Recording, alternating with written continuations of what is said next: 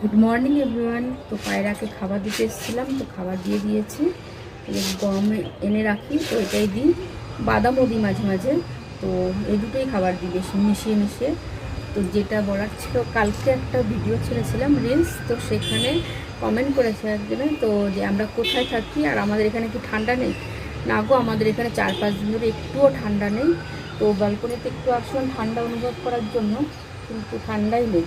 দেখতেই পাচ্ছ সোয়েটার মোটার কিছু গায়ে দিতে হয়ও না। এমনিতে আমার একটু ঠান্ডাটা কম। আর আমরা থাকি হচ্ছে ব্যাঙ্গালোরে, তো সেই কোশ্চেনের অ্যান্সারটা ভাবলাম একটু ভিডিওর মাধ্যমে দিয়ে দিই।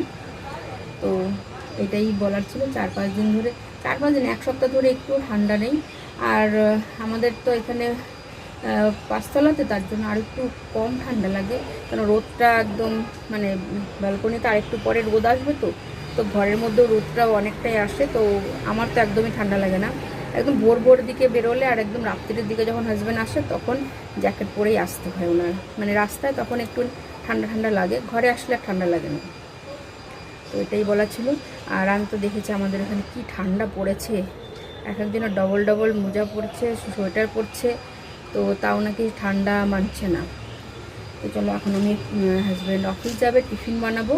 আর তোমাদের আর একটা কথা বলার ছিল, সেটা হচ্ছে হাজব্যান্ডের সিক্রেট সান্টাতে কী গিফট পেয়েছে সেটা তোমাদের দেখাচ্ছি ঘরে গিয়ে। তো চলো এখন ঘরে যাওয়া যাক। হালকা হালকা রোদ উঠেছে এখনও, আমাদের এই দিকটা এখনও আসেনি। আর একটু পরে একটু বেলা হবে, তারপরে আসবে।